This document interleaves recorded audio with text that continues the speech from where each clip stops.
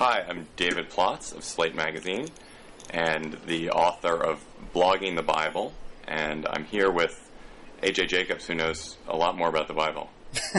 I'm not sure about that, but I am the author of The Year of Living Biblically, one man's humble quest to follow the Bible as literally as possible. And you have the advantage, I think, AJ, one great advantage you have is that you have written your book, whereas today is the first day of my book leave, so I've spent the morning agonizingly trying to try to turn this blog I'd done into what looked like a book, and then I have the anxiety of influence, which is that you have this book, which I note is on the New York Times bestseller list. Oh, well, thank over you here. For noting. Yes. Well, you don't have to read it. You can studiously avoid it. Maybe that's the best. But I think you're in a better position because now you can, write it and make fun of me and all of my incorrect assertions. Huh.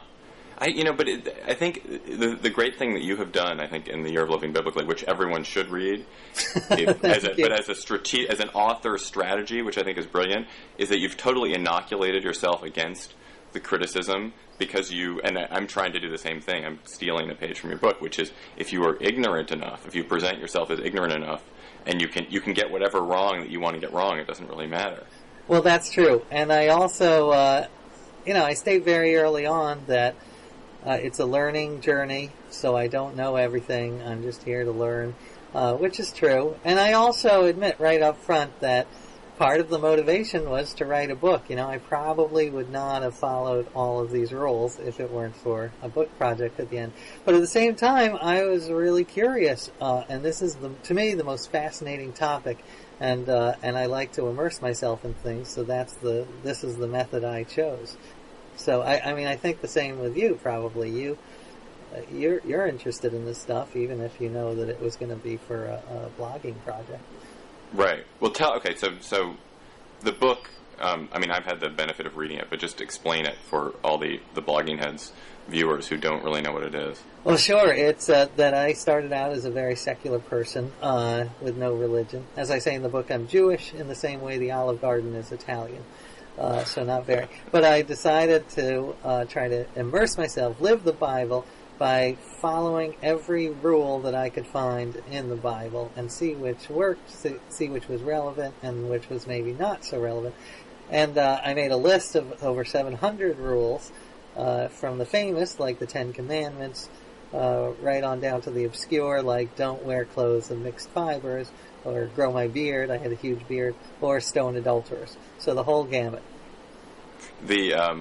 That mixed fibers one, I love it. You make a tremendous amount of hay out of that in the book, but it's actually right. It's one of my favorite passages in the Bible. It's right in Leviticus, right? Right. And it comes after, to me, what I think is one of the most beautiful kind of set of laws ever written. Forget it, biblical laws anywhere. There's this great passage about how you are to treat the deaf and the blind, how you're to leave gleanings in the field so that the poor can come and get your crops after you've left something for them to do. How you're to to deliver justice. This incredible sort of series of maybe 10 laws, and then right after it is there's the law about you shall not mix I don't even remember what it is, but you can't mix silk and polyester or whatever. I don't know. I think polyester was in the later, maybe in the New Testament, but I don't remember it being in the Old Testament.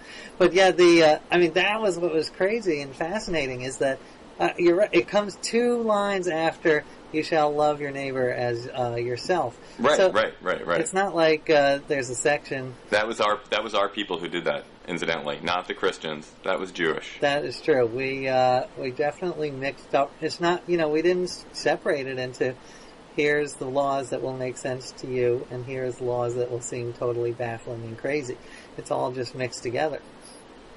Did you, I was interviewing this guy, really, really interesting Bible scholar named Jack Berliner Blau, who's this kind of atheist, secular, he's like an anti-Bible Bible scholar, and he was quoting James Kugel, who's a pro-Bible Bible scholar. Right. But on this argument that the Bible is essentially a piece of junk sculpture, that the notion of it as a single entity, as a thing which has coherence, is artificial in the extreme. That, first of all, it's a bunch of books that were written over a period of 1,000 years that were all kind of stuck together. Second of all, it wasn't written in any sense that we think of it being written, that it was a bunch, that there were dictates, there were laws, there were prayers, there were things that were kind of all mushed together, scribes edited it, some of it was oral history, and then you stick it all together and you claim it's a coherent whole, but in fact, the thing is just these weird little random pieces that are glued together, and whatever meaning you make of it is meaning you've imposed on it, not meaning that the book itself set out to create. And so that you end up with weird juxtapositions like mixed fibers and loving your neighbor. Right. I remember that metaphor that Kugel used. I love it. I think it's really apt, the junk sculpture. I talk about how it reminds me of the Wikipedia, because it's got all of these writers and editors, and over thousands of years changing and adapting and mixing and matching. And, the question is, can it still have meaning? Can it still have relevance, even though it's got this sort of ad hoc origin?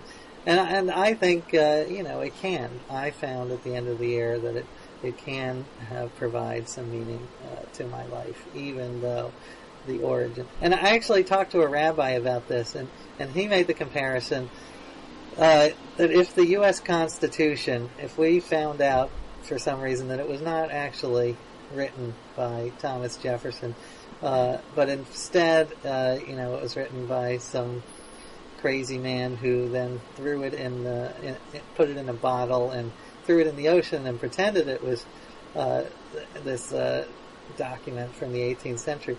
He says that the Constitution would still be as valid because of the way that because of the interpretations we've built up and how it's glued our society together. So I thought that was interesting. Do you think that Justice Scalia would say the original intent was actually some nutcase over in Samoa who had just written on the back of a palm frond? Yeah, I don't think sufficient for him. Yeah, no, I think Scalia might not approve, and I think that's I tried.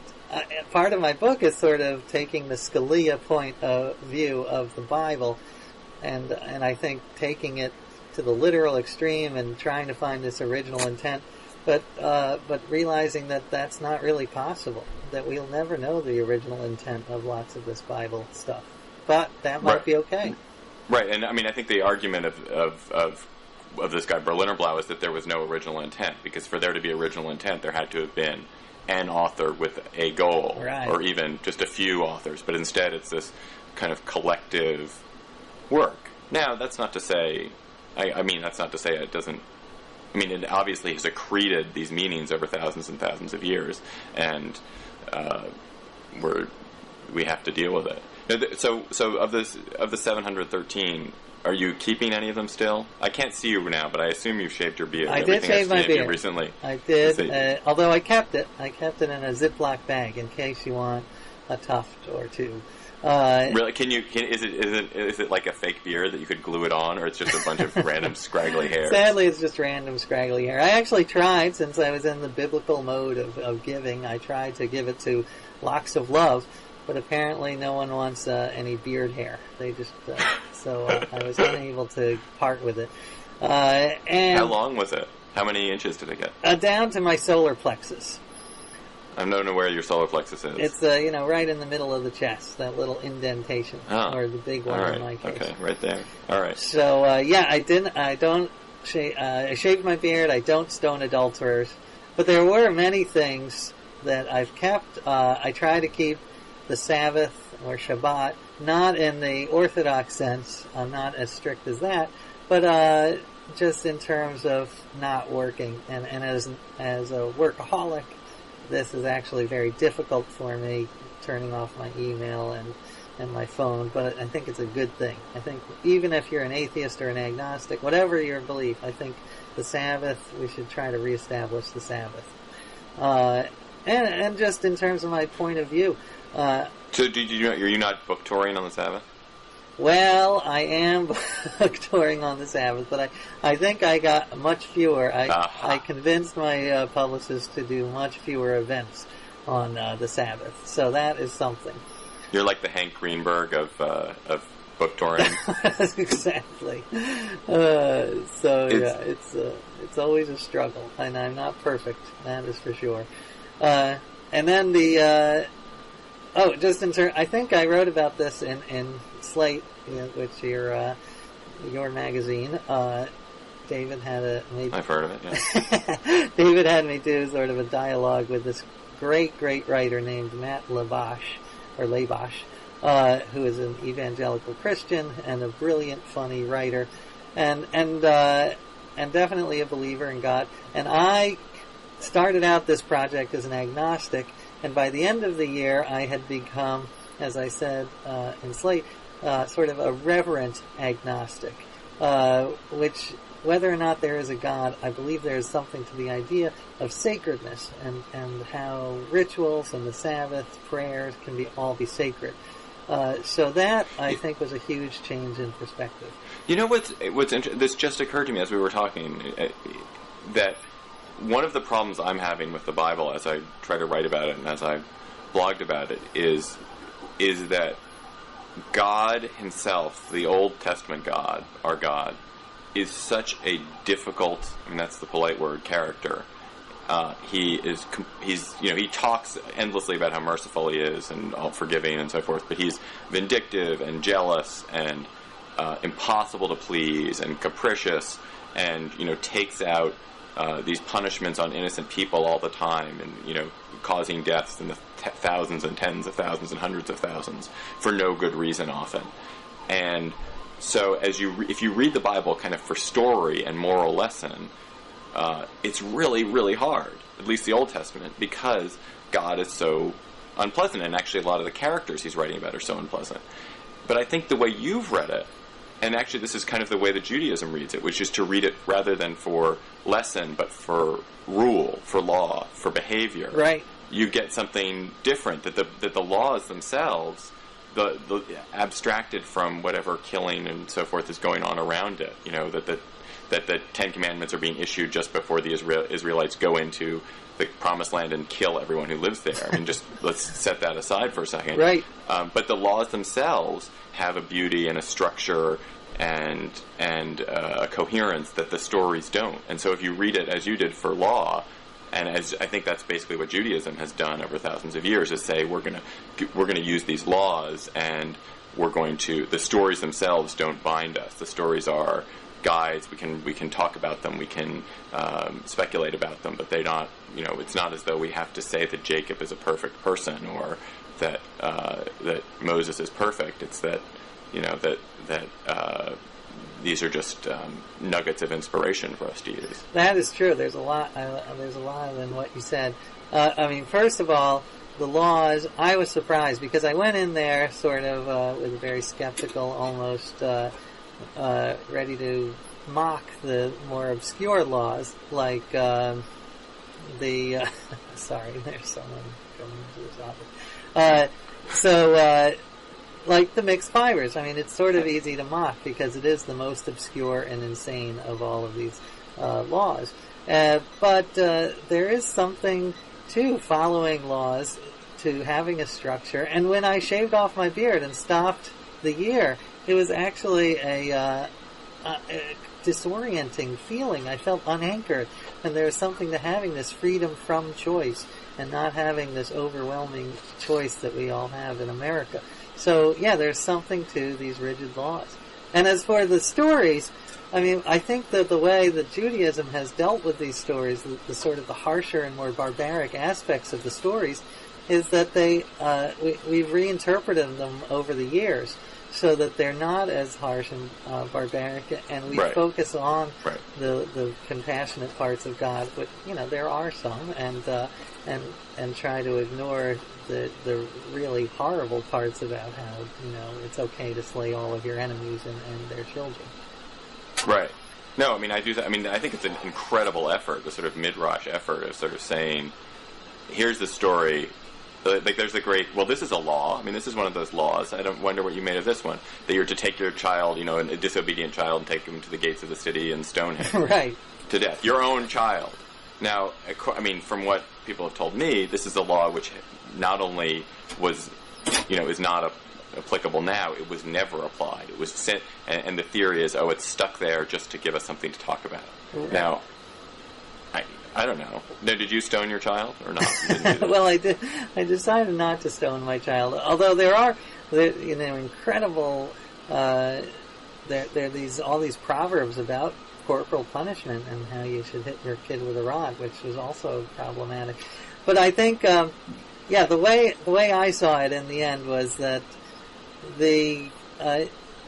there are people that really, you'll get the fundamentalists who try to whitewash it completely and say, oh, they never practiced this ever.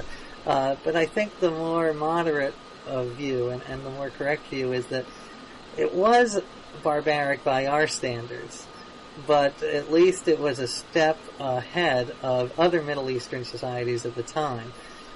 So, you know, the Code of Hammurabi actually has more capital punishment than the Bible, and the Bible has a lot of capital punishment.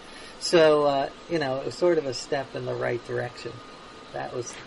Yeah, no. I obviously, I think certainly it's lasted, and it's, you know, it's produced these two great, relatively, you know, tolerant religions, which don't go to spend a lot of time going around doing particularly awful things to people, or at least that's not their ambition anymore. Right. But it is, I mean, I also find that kind of, relatively, they were pretty good, is also kind of a funny argument to make. Maybe it's only a funny argument to make in a world of biblical literalists, where people are telling us that you have to, you know, subscribe to every single word that's there. Because once you start to follow that principle, it becomes much, much, much harder to deal with the whole thing. Yeah, I agree. I mean, as you say, it is kind of odd, but if you are taking the view that the Bible's meaning can evolve, then I think that it's not a contradiction. But if you take it that everything, you know, I think one of the problems with fundamentalism is that they believe that, as one writer I read put it, that they thought the exact same way, they just wore different clothes.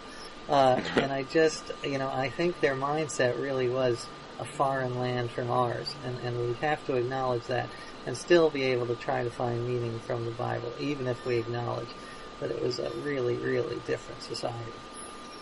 Have Jewish or Christian fundamentalists had a say about your book? Are there objections or praise for you from that circle? It's been odd. I thought I would get rebuked a lot more. I actually was, you know, I was sort of preparing for it. And I have had people who write and say they're praying for me because I didn't go far enough. I didn't accept Jesus, for instance. But in general, it's been very odd that the Orthodox community and the evangelical community have been very happy that I at least took it seriously and I didn't go in to mock them. And even if I disagreed with them in the end, I tried not to pass judgment. So I actually, this is probably unbiblical boasting, so sorry about this, but I'm on the cover of an evangelical magazine called Relevant Magazine, but I'm also featured in Playboy and Penthouse, so I'm very excited about that too. In the same month? Yeah, same month. So I'm very excited. But you know what's odd is the ones that I think have... Which one are you going to read? That was, you couldn't see my air quotes there. Does Penthouse even publish anymore? I know, I was surprised and delighted. Was it a Penthouse letter? It was like, you know, Dear Penthouse, I've been troubled by my neighbor's wife. I've been coveting her recently. Yeah, I couldn't do that. It was maybe for my next book, The Year of Living According to Sin or something. So, but yeah, it's been interesting. I mean, so far so good. Who knows? I'm sure maybe there'll be a book burning later on. I somehow I doubt it. No, do you subscribe to the notion, which I noticed there was a New York Times magazine cover story yesterday, which I confess not to have read, but which looked very interesting, that the evangelical influence in American political life is waning. Evangelicals are kind of they don't know what to do with themselves anymore, and they're a little bit lost. There's the whole Bush experience has soured them, and they don't really feel like they're fitting into politics anymore.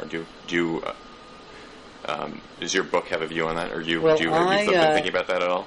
Yeah, I mean, to be biblically honest, also, I didn't read the article yet either, but I think that certainly the sort of the stereotypical evangelical Christian religious right is losing influence. But I don't know about evangelical Christianity as a whole, because I do think that there's this progressive movement that this Jim Wallace and the Sojourners, and they call themselves the Red Letter Christians, based on the words of Jesus in old Bibles that were only printed in red. And their argument, they're very progressive. They claim not to be Republican or Democrat, but their social policies are democratic. And they talk about how Jesus never talked about homosexuality, but he talked a lot about the poor and social justice and helping others. So they focus their ministry on that. And I think that they are gaining influence. I don't know if they'll offset the losses by the religious right, but in terms of influence, I think they are on the rise, and we'll see more of them. I think that's probably true. I mean, I'm fascinated and confused and I think basically pleased about the resurgence of kind of scientific atheism of the Dawkins and Hitchens and Sam Harris school. Because I'm married to, as you know, a woman who writes a lot about religion, and I've spent the last dozen years dealing with sort of her thinking about evangelical Christians and their influence in American life, and I'm kind of tired of it. I'm kind of at the point where I think that the respect that has to be accorded to all views in the political dialogue is, I'm all for that. But the expectations of the evangelical right are so disturbing and odd. I mean, both from the kind of anti-scientific perspective, which I find absolutely bizarre and troubling, to the influence on sort of general social policy with homosexuality. I mean, just this elevation of homosexuality into the great issue of the age, which I think has been driven by, again, the evangelical right. And it's kind of sickening. I mean, I do think we're going to look back in a century and say, this obsession with gay sexuality and gay marriage and controlling the behavior of gays, trying to undo who they are, was the great sort of violence against our own citizens that we've committed. I kind of think that enough already. Enough of that, and moving towards these progressive social policies will be great. I mean, and not, just not talking about those issues all the time will be thrilling. Yeah, I agree. And I did meet a group of gay evangelicals, which I thought was an oxymoron before I started.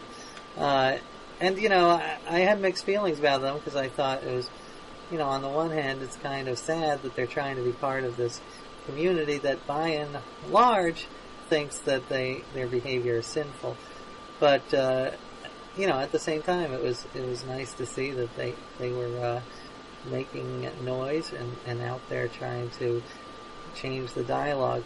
And what's interesting also, I haven't spent nearly as much time with evangelical Christians as your wife, but I did notice just from hanging around them, they make the argument that it is the liberal media that focuses on the homosexuality and abortion issues. And they claim that their agenda is incredibly wide and is all about many other things. So that was fascinating to learn, because I would never have, and maybe it's not true, but I would never have anticipated them. I thought that they were right out there, and these are the two issues that we care about. But, I think it's it's true and it's not true. It's true in the sense that I think for evangelicals, for non-evangelicals, there are 100 different issues at any given time that are competing, for your attention and for what you're going to focus on. It's also not true in the sense that as a way to kind of do fundraising, as a way to galvanize voter interest, as a way to get people worked up about things, the gay marriage has been an unbelievably effective issue in a lot of states, and has roused certain churches more than helping the poor ever would. Right. So it's what do you make of this rise of, I mean, to change the subject a second, what do you make of this rise of the kind of atheist backlash in the form of, my colleague Hitchens and these other guys too? Well, I read all those books, and I actually did enjoy them. You did? You're a good man. Oh, thank you. I gotta read I mean, I have no problem with the actual thesis. I'm very interested in it, and I think it's... but I actually think that, for instance, Dawkins does a disservice to atheism by being so angry and so dismissive. Because, and Sam Harris, I think, is great. I think that he's very worried that any moderate religion, any sort of ecumenical, is slippery slope lead to the fundamentalism, and you can't separate the two. But which I used to believe, actually. I think before my project, I was more on that side. But I do think that there are now things about the religious worldview that even atheists and agnostics can take, and it'll improve the world. So, but namely what? Well, for instance, the idea that the biblical worldview is very much not about entitlements or rights, but about responsibilities to your elders, to the neighbor, to the community. So sort of taking this point of view, the ask not what your country can do for you, but ask what you can do for your country. If you can take that from the religious point of view, from the biblical world, and apply it. A friend of mine pointed out that religion is basically the 3 B's: belief, behavior, and belonging. So for me, my belief has not changed a tremendous amount. I'm still agnostic. But the behavior and belonging aspects of religion, I think... Sorry, that's my phone ringing in the background. Ignore it. Okay. So the other 2 B's have made a bigger impact on me. But why do those have to be religious? Well, they don't necessarily have to be religious, but I think we have these structures set up, and some of them work. But why do you think they work because they're religious? Why don't they work because they're, innate milk of human kindness, or because, in this country we have sort of laws that restrain behavior, which are non-religious. I mean, they have roots in, the Ten Commandments and in Judeo-Christian principles, but they are not themselves religious. And I think you get.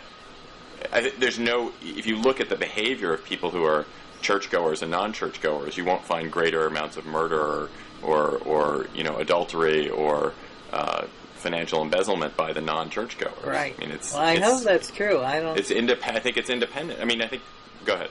No, I'm interested to know if that is true. I mean, that would be interesting to me, because I know I've seen arguments both ways. I would love to get to the bottom of that, because just through living it, I can tell you that it was odd when I was in the middle of it, and I was really deep and embedded in this sort of biblical religious worldview.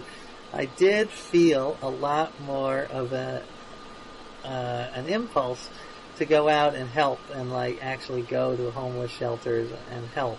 And I know that there are plenty of atheist and agnostic groups that do this, like Doctors Without Borders. But there's something about having sort of a book or a structure that compels you to do this, that does make it easier to do. So I don't know. It was fascinating to experience, because I would never have made that connection. Huh.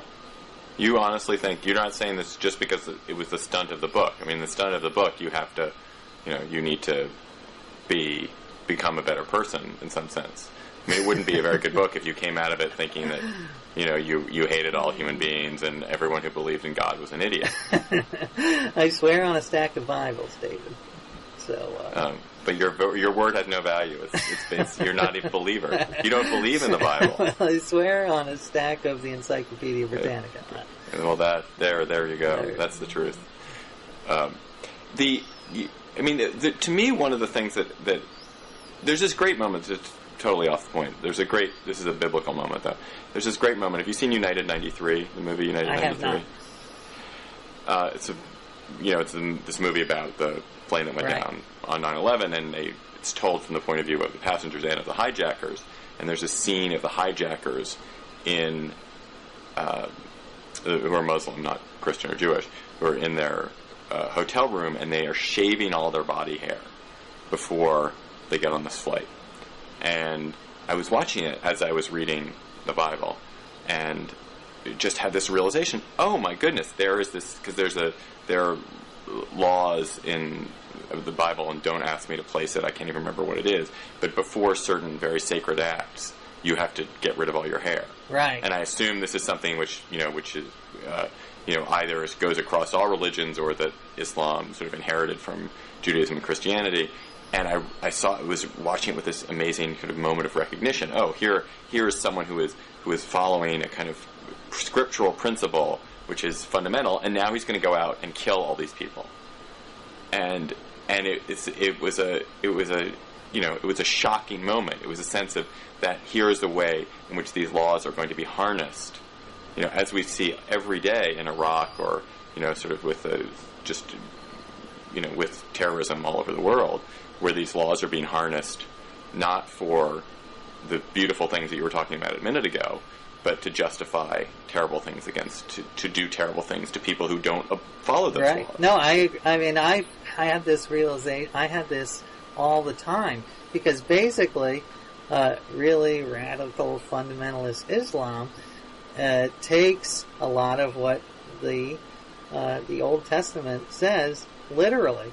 There's the stoning of adulterers. There's the as you say, the shaving rituals, and so it was alarming. I was sort of doing it to take fundamentalism to its extreme and show that it was a bad way to interpret the Bible. That was one of my goals, was to sort of poke fun at fundamentalism and show we should not take the Bible too literally, or we end up acting like crazy people, that we have to use metaphor and poetry when interpreting the Bible. So I was, sort of doing it humorously, and I do, I make a lot of hay about stoning adulterers, but it was disturbing at the same time, because I'd read these news stories that people are actually doing this. So, I mean, it's a disturbing thing. I think the Bible can be used for, it's a tool. It can be used for complete evil or complete good. Well, or most of the time, somewhere in the middle. That's right. Did you get any sense about whether the Bible, the way Jews or Christians read the Bible, actually differs from the way Muslims follow the Koran? I mean, could you do this book? Could you do the Year of Living Quranically, or would it be catastrophic? I don't know. I don't know enough about Islamic interpretation. I'm sure that moderate Muslims have the exact same thing as the Jews and Christians, where they soften the interpretation, and they talk about how it's all about peace and justice and compassion, which is what Jews and Christians do. They leave out the really harsh parts of the Bible. Right. But no, as for the Year of Living Quranically, I think I'd have a long talk with Salman Rushdie before taking that project on. Yeah, no, because I did this project, this Blogging the Bible project, and it came out of it. There were people did, blogged the Bhagavad Gita and blogging the Tao Te Ching, or however you say that, and 5 or some blogged the Federalist Papers. People were blogging all these other things because they realized, this is an interesting way to do it. And there was one person who was a super right-wing conservative blogger who decided to blog the Quran. Uh-huh. But no, there wasn't any kind of attempt by sort of any Muslim that I saw to try to blog the Quran. It was, and a number of people suggested, "Oh, you should really try to do the Quran next." And I thought, "No, are you crazy? I mean, why would I do that? First of all, you can't do it external to the book. I mean, if the book has no significance for you, you aren't allowed to comment on it in the same way." Right. But the other thing is, I mean, actually, what's weird is that what is it? I mean, that the Bible. One great thing, maybe it's just living in this particularly free and open culture, is that here's this book which is truly sacred to millions and millions of our fellow citizens, and yet they not only you're not only allowed to kind of play with it and use it to your own commercial purposes in writing a book, to offer your own silly interpretation based on your ignorant reading of it. It's welcome. I mean, that's, to me, is amazing that and in some sense my project too is just that people who are believers in the book, who find it absolutely sacred and profound, welcome the notion that other people who are fresh to it are allowed to play around with it in this way. I know. I got that response all the time. That, the belief is that any reason you're reading the Bible, it's just good to read the Bible. It is an absolute good to read the Bible. So I guess the idea is that it'll sink in. But yeah, I mean, I've been pleased by the tolerant reaction to because I did mix humor and theology, humor in this sacred topic, which is kind of dangerous. But to quote the great theologian Paul Schaefer, band leader for David Letterman, if there is a God, then... See, if you just said he was a great theologian and not done if there was there could well be some Paul Schaefer theologian, you could have gotten that by me. Anyway, go ahead. Well, maybe there is, but this one, I like his point of view, because he says that, if there is a God and he's the ultimate being, then he has the ultimate sense of humor. So... right. What do you there's so many funny stories. That's the other thing. I mean, I want to move on to this too, because the one thing that came out of doing this blogging project that I've been doing is this realization that what an idiot and ignoramus I've been not to have read this book, not for theological reasons, I mean, and sort of spiritual reasons, but for purely cultural reasons, that there's so many things that are foundational to how you think about what a story is, to phrases, to even what our notion of a joke is, that you see first in the Bible, or at least first and best in the Bible. So, like my favorite example of this is there's this. I don't know if you remember this in the story of in David. So it's probably in 2 Samuel or something, where David. King Saul, who's scared that David, who's his protege, right, is becoming more successful and more popular than he is, and he's rightly worried that David is more beloved of God. King Saul orders David assassinated, and David is married to Saul's own daughter, and Saul's daughter, I think, hears about the plot and tips David off, and so David flees the house before the assassins come. But his wife, Saul's daughter, sticks in the bed an idol, that sort of a dummy, right, that looks like David, and so the assassins come and attack the dummy, and you read that scene, you're like, wait a minute, I've seen that, I've seen that in 50 movies since then. It's played straight, and then you've seen it played for laughs with a prom, someone sneaking out to go out at night with the boy she shouldn't go out with, right, and you think, oh, here it is. It's 3,000 years old, and it's the same joke. I mean, it wasn't a joke, I guess. No, it's true. I mean, I loved... And also, I knew the basic outline of, say, David and Goliath, but there's so many other obscure stories like that one, or like the one that I love where King David brings home the Ark of the Covenant to Jerusalem, and he's so excited that he does this dance of joy. Right, that? Yeah. And yeah. his robes fly up and expose his private parts to the kingdom, and God kind of his wife Micah chastises him, but God supports. Same wife. That's the same wife, incidentally. Oh, really? Oh, there you go. Yeah. Yeah, all the good stories are David and Micah. But yeah, so I love that one just because of the image of this king doing this crazy, break dance of. Although then it has a really bleak ending, which is, do you remember the ending? Oh, which yeah, is that yeah. She's made barren because of it. I know. Well, that's, again, going back to this idea of cafeteria religion and picking and choosing. So you have to focus on the positive parts and try not to focus on the the horrible ending. Yeah. So what was your... with the laws you got, the 713 laws, did you do that systematically? Or did you...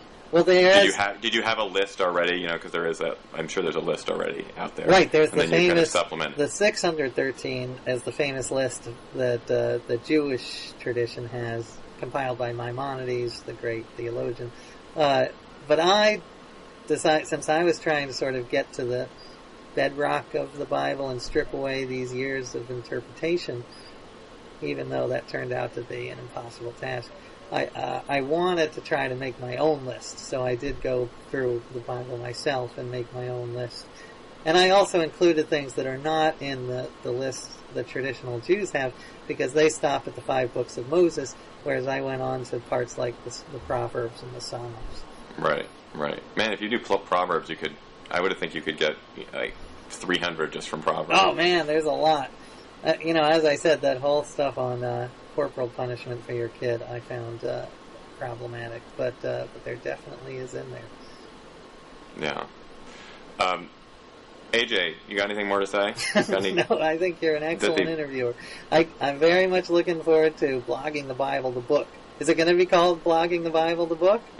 No, it needs a new title. I don't think, because who wants to read a book which is a blog? You want to read a book which is a book. That's true. So do you have any good ideas? I'm going to think about it. The Year of Living Biblically, unfortunately, has just set the bar very, very high. That's such a great title. Nice when I read that because as I was doing my blog, I heard about your project, and I heard that title, and I thought, that's it. I mean, what is the point of continuing to doing this if that title has already been taken? You're very nice. Yeah, I think that nowadays my thought is, no cleverness in the title. Just say what it is. People don't have time to try to figure out a title. They just want to hear what the premise is in the title. So that's what I try to do now. So I don't know, what would yours be? Secular Jew looks for meaning in Bible.